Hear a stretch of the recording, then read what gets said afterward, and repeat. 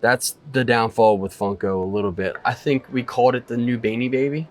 Think about like Beanie Babies, right? Like I turn away Beanie Babies all the time, but I bet you I sell 20 Beanie Babies a week in my store.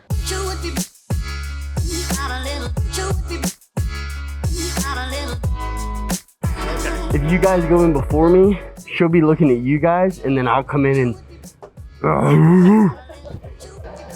She's in the bathroom? Oh yeah, she's in the bathroom.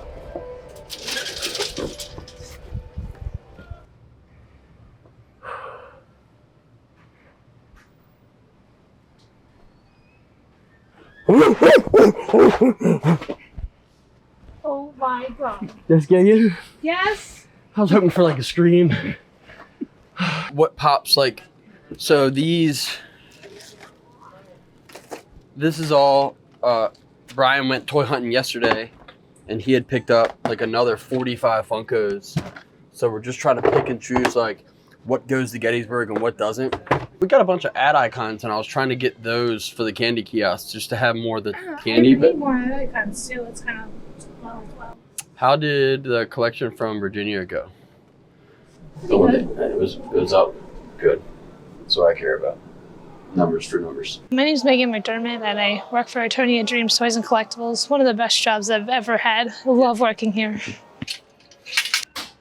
Ta-da! It's a lot here, dude. It's nuts. So everything here, I have to ask the girl Meg. I've never worked the store. I've never worked the store. I set it up and made it look pretty, and then but I believe it's like anything over 100 is up, or over 60 is up here. Anything over like 150 is in here, and then everything signed is in there.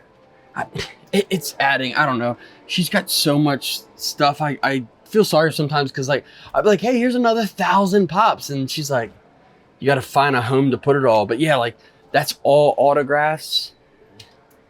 Like it's so fun. And then again, I just think that organization is key to any successful business. Like if you don't take the time to make it organized and do it right, you will eventually snowball and you'll fail. So like this is Marvel, and then you'll see it's like all the Ant-Man, and then all the Doctor Strange, and then all the like the Hulk, and then the Christmas, and everything is done based on what the pop says. So like if it's Pop Marvel, you'll go Marvel, Marvel, Marvel, and then you go into DC. DC is always going to say heroes. So you have your heroes and it goes down. Same thing with over here, man. You'll have your animation and you'll go into like Dragon Ball, your My Hero Academia. Like it just works its way down. But everything up is always going to be the jumbos, but we do try to put the jumbos near their section. But again, television, your games, pop culture, ad icons, your movies, swing around.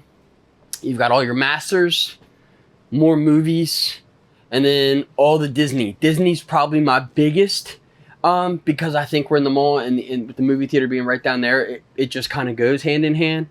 But that's how this store kind of just eventually took over for the Funko world. It's bizarre. I mean, anything from even, how about cereal boxes? I mean, I literally sell cereal boxes, and it's all based on the pop and the cartoons and stuff that you enjoy. So I wouldn't recommend eating them, but they're fun to collect, as well as they do a lot of the t-shirt pop combos. And for us, I'll open these up all the time. I'll sell the pop separate. I'll sell the t-shirt separate. So that's the new pop culture. This is why this store is so important, because it's not what's used to be, it's what is coming. 636. Dude, I'll do 250 cash and 50 in trade. So the 300 fine. Mm-hmm. Yep. I'm sorry. It's just not. It's not worth it when we just bought what 2,300 pops in the last week. Yeah. Why would I? I think that's one of the things that make it difficult when something's signed. It's great, but some people don't want it signed, or they want the experience of getting it signed themselves. So that markup that you see, it doesn't matter. And I think that's something tricky too. Like you always hear like, oh man, this is going for 100 on eBay. How many people view eBay every day? Mm-hmm. How many people are coming into Eternia Dreams? That's like saying like, man, like that Lamborghini's 400 grand. Well, guess what, man? We all drove here in Honda Civics. Just because we have 4 wheels and a motor doesn't make our Honda Civic the same price, right? So you have to compare that. So like on HobbyDB, right? Like all these apps that are generating a value on something, that's based on it being a 10 out of 10 mint. You can't even open a deck of cards, sell the Charizard, don't touch it, and it still won't come back a 10-0. It'll be a 9-5, a 9-6. So no matter how great someone says something is, it's not a 10. It doesn't matter how perfect it is. So when you take a HobbyDB, right, let's just bump everything down. Everything's mint. Take your value, take 10% off. Now it's a 9-0. That's the value at a 9-0. Oh, now that's got to crease, this got to crease, this got to crease. Now you're at an 80. And then I'm going to pay 50% of retail, right? So then I'm at 40%. So as much as it might be like, oh man, that drop's only going to give you 50%. Okay, well then let someone come in and cherry pick. I'll take the 2 best ones. Now you're stuck with 2,000 common. So that's the downfall with Funko a little bit. Like when buying, like you want to pay your best for it, but the second something's signed, it doesn't have a JSA. Risk over reward. Yeah, you know, man, I just got some crazy pops in that collection in Orlando too, and some of them are nuts, man. Like, where's that at? There's a Cobra Commander in here. Yeah, that Freddy Funko Cobra Commander. Like, that's wild, man. But it's cool because like on the side, you'd never know that's the Cobra Commander until you. And now the case has wear on it, and again, that's why we put everything in cases, because we don't want things to get messed up. See how clear it really is compared to being in this case is getting brushed up. It's got a little crease on the top, but Marvin the Martian. Crazy.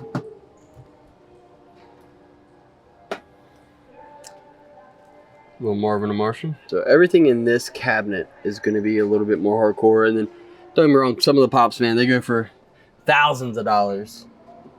But you just got to ask yourself as a businessman, do you want one item that costs 10 grand? Or do you want 2,000 items that cost 20 bucks? I'll take the 2,000 items at 20 bucks every day versus having that one item that sits for a long time because it's so valuable. This makes more sense. More demand. I want to say I like that SpongeBob and Patrick over there. I love watching SpongeBob. It's one of my favorite shows. This was pretty much a really last minute. The guy was trying to make sure he got in before the 2-day walk-in period, because usually it's by appointment, whatever. So when he had sent me pictures, the pictures were really good. They were collage, like a mix. So I could see the face of every pop, but without having the actual list from Funko or HobbyDB, I don't know enough about every single pop that's out there to say, okay, yep, this price is fair.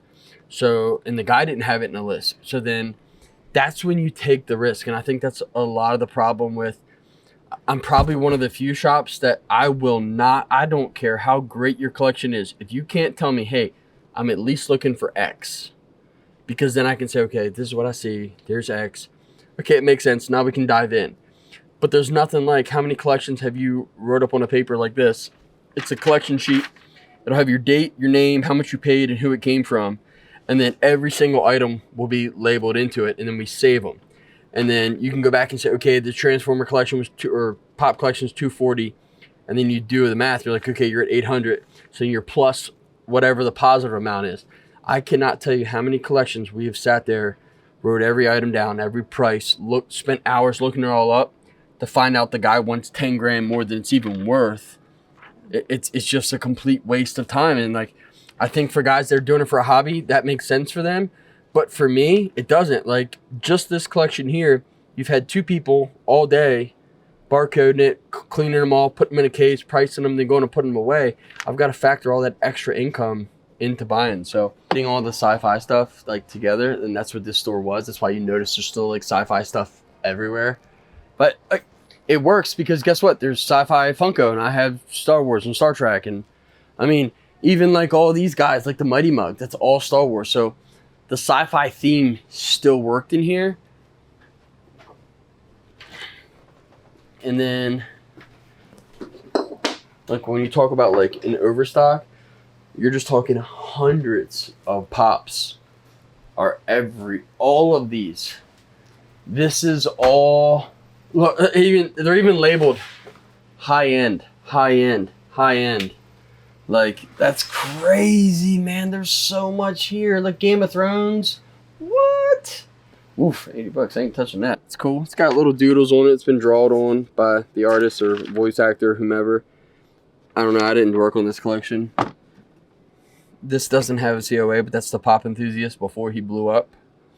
I knew that one. Little Run DMC. Girl, what you know about them? I don't.